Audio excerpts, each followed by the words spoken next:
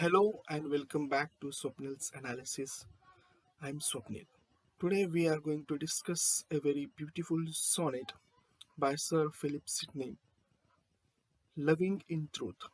This is a sonnet number 1 of his very famous sonnet sequence named Astrophil and Stella, published in 1591. So Philip Sidney he is known as the father of English sonnets, a person who wrote the first sonnet sequence in English language based on English subject. So as we are all aware that sonnet basically is an Italian in form. It is a very short poem comprising of 14 lines divided into two parts. First 8 lines, which are known as octave part, wherein a poet he gives us an introduction of his subject. Later part of sixth line is known as sestet part, wherein a poet he tries to offer a solution in the second part. So a sonnet is divided into two part, first octave and second is sestet. So Sir Philip Sidney, he is a very he was a very famous Elizabethan poet. He was the first person to write a sonnet sequence in English language.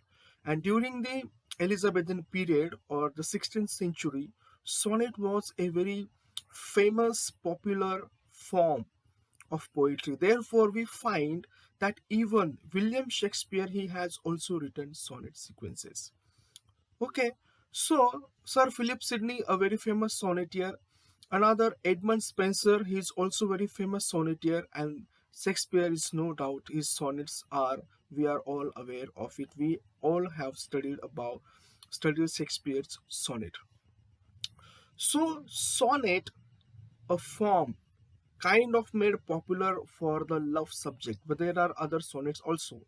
Means for instance on his blindness, that is not a love subject, but it has been used to talked about on a various issue. So John Milton he wrote on his blindness. It wasn't a love sonnet, but during the time of Philip Sidney, the love was a kind of a new concept, where even rather Sir Philip Sidney and Edmund Spenser they tried to shape the concept of love.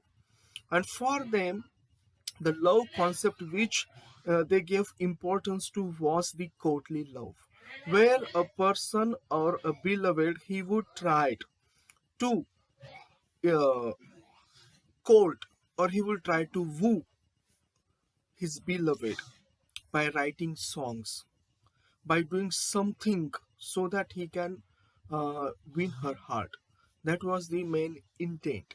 So here also Astrophil is the name of the lover and his beloved called Stella.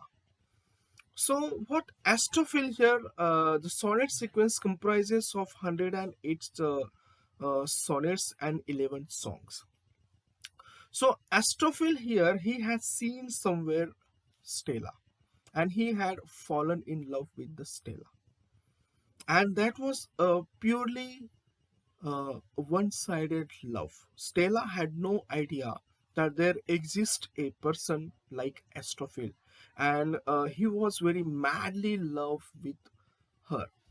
So she had no idea. But here, the first sonnet sequence is very important here because Astrophil here he lays down all his plans, how he was going to win the heart of Stella and how he was going to express his love. So, this first sonnet sequence, which we are going to discuss today, is very important to understand the whole sonnet sequence because there are, as I have said earlier, 108 sonnets in this sonnet sequence, and this is the first sonnet sequence ever written in English literature. Astrophil and Stella. It was composed around in 1580, but it was published in 1591. 1891. The second sonnet sequence naturally is Edmund Spenser's Amorety. Okay, so let us discuss this sonnet. So, what here the title of the sonnet is, this is the first sonnet we are going to discuss today, that is Loving in Truth. Means truly I love you.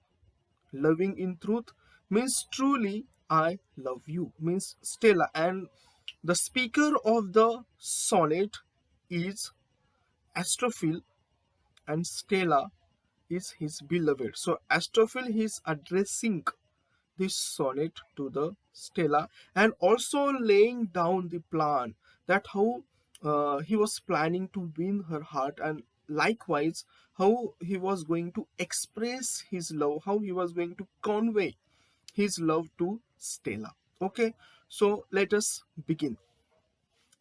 Loving in truth and fain in words my love to show, that she, dear she, might take some pleasure of my pain.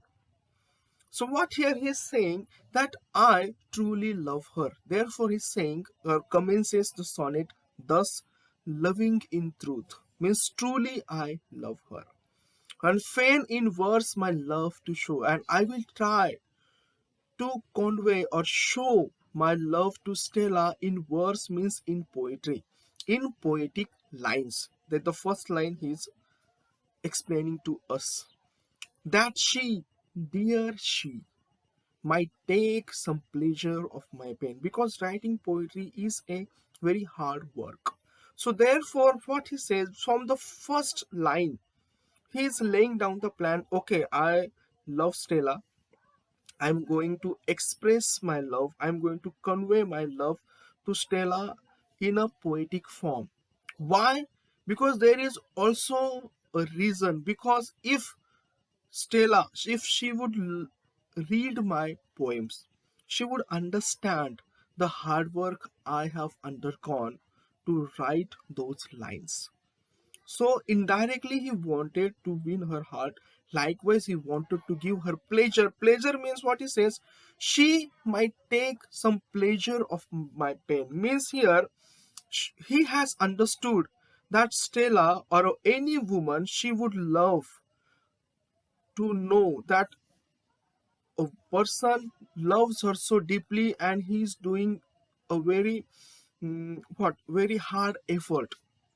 He's working really hard to express his love. So therefore he's saying that she might take some pleasure of my pain. Pleasure might cause her read, reading might make her know, knowledge might pity win, and pity grace obtain. So what here is saying, that while reading my poems, reading my lines, she might take the pleasure, and pleasure might force her to read further what I have written, and reading might make her know.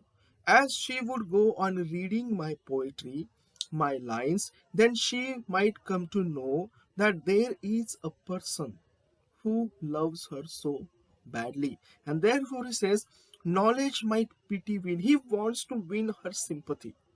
That thus she would might sympathize with me. Okay, there is some guy who loves me so badly, and he has written to convey his love to me a poem, and thus she might sympathize with me, that he was planning, that Astrophil was planning, and thus this sympathy might someday turn into the grace, means turn into the favor, that she might start liking him. That was his plan. So what he does, I sought fit words to paint the blackest face of woe.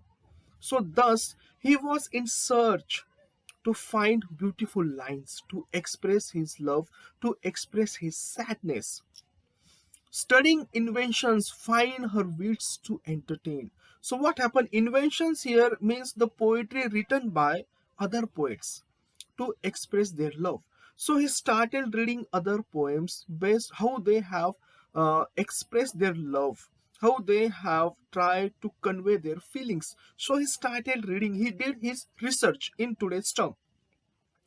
of turning on other leaves to see if thence would flow some fresh and fruitful showers upon my stubborn brain. So, why he wanted to read the poems of other poets who had expressed their love? He was in search of some beautiful lines so that he could copy paste those lines and uh, compose his own poetry. But he went on reading the inventions or reading the poems written by other poets, but he was failed, or the lines or the words fail to appeal his brain or his emotions the way he wanted to express his love to Stella. The words he failed to match, the words he failed to find. But words came halting forth, wanting invasion stay. So words did not come him, or he did not find the appropriate words to express his love. Therefore, he's saying, but words came halting forth. They did not come as a spontaneous overflow. He was just selecting, okay, this might express my feeling. No, no, this won't express my feeling. And they wanted invention, means he always felt that these lines are not enough. So, and he understood what, that these lines have been written to describe their beloved, the poet's beloved, not the Stella. So therefore, he was uh, finding it very inappropriate to copy or to borrow the words of other poets. Then what he says, invention, nature's child, flared stepdame study blows. So he realized that he must write his own poetry, and thus he tried to stress his brain, but he was unable to write because he was trying to copy the other poets, the inventions or the other lines written by the other poets to describe their own beloved. So all the words were unfit to express his emotions, and others' feet still seemed but stranger in my way. So some of the words appeal to him. So therefore he says, others' feet, the walked they had walked on, seemed familiar but still stranger in my way, means they were not appropriate to express his emotions. Therefore he's saying, but strangers in my way. Thus, great with child to speak, and helpless in my throes, biting my truant pain, and beating myself for spite. So he tried so very hard to express his emotion through words, because it is a very difficult thing to express your emotions in an appropriate word. So he tried very hard, but he failed. Then what happened? The last line is very important.